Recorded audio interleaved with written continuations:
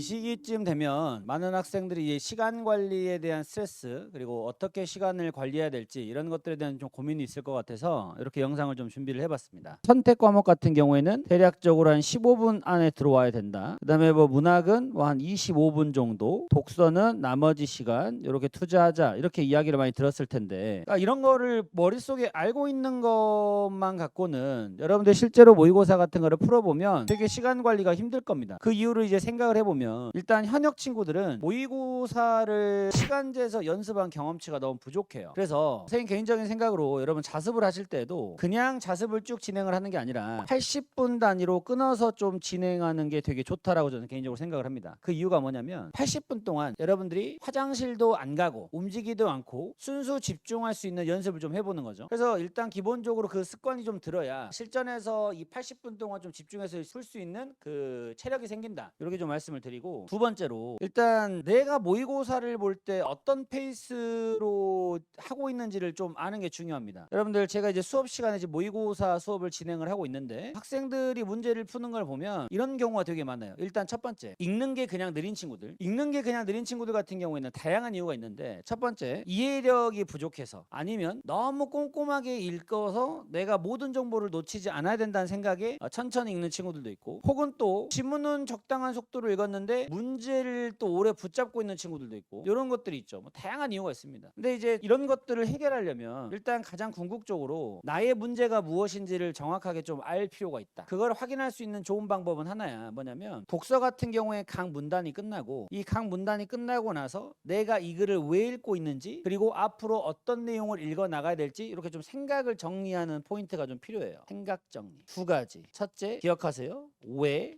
두 번째, 뭘.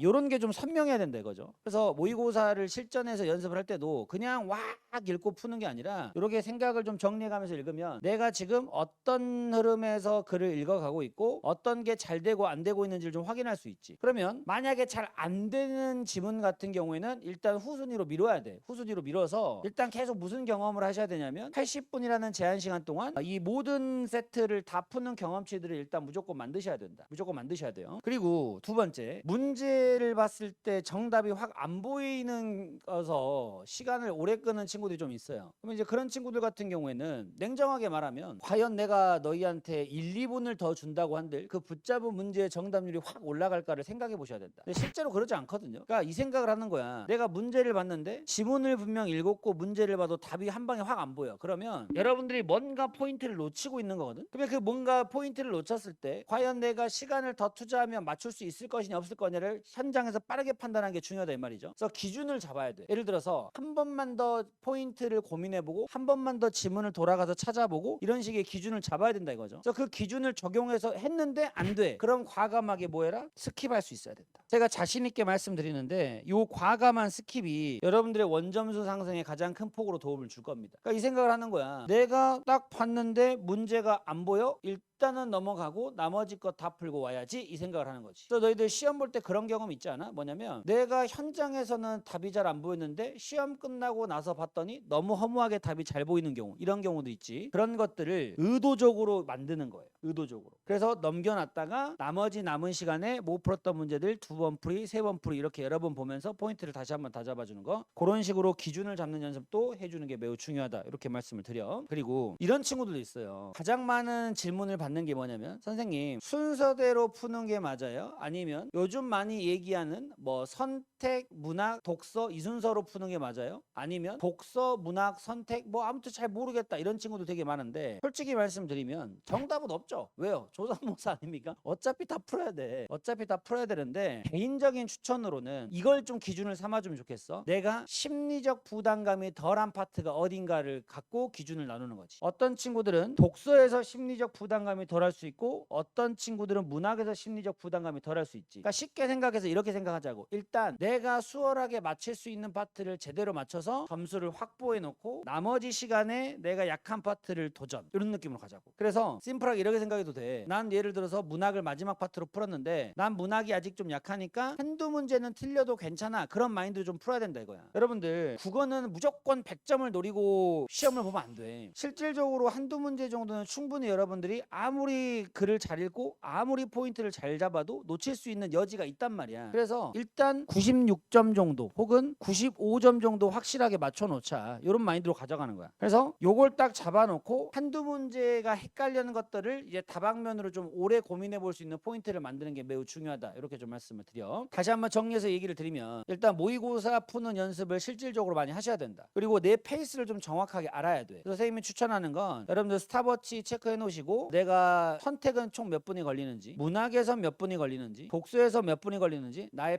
페이스를 정확하게 체크할 수 있어야 돼. 정확하게 체크하고 근데 간혹 가다가 이 페이스를 체크해 보라고 하면 독서 한 지문 풀고 체크, 뭐 한 문제 풀고 체크 이런 친구들이 있는데 그렇기보단 이렇게 영역별로 좀 페이스를 체크해 주시고 기준점으로 이렇게 좀 잡아 놓으시고 그리고 이렇게 생각하면 돼. 내가 만약에 선택 15분을 기준을 잡았는데 16분이 걸렸다. 그러면 내가 조금 약한 파트에서 마이너스 1분 이렇게 내가 약한 파트에서 시간을 빼는 이유는 하나야. 그 이유는 어차피 내가 시간 주고 풀어도 틀릴 가능성이 가장 높은 영역이기 때문에 여기에서 시간을 빼는 거. 이런 식으로 전략을 좀 정확하게 세우는 게 중요하겠습니다. 그래서 여러분들 이 영상 보시고 내 시간 관리에 대해서 다시 한번 좀 고민해보고 적절한 기준을 만드는 방안을 만드셨으면 좋겠습니다. 좋아요, 구독 부탁드려요.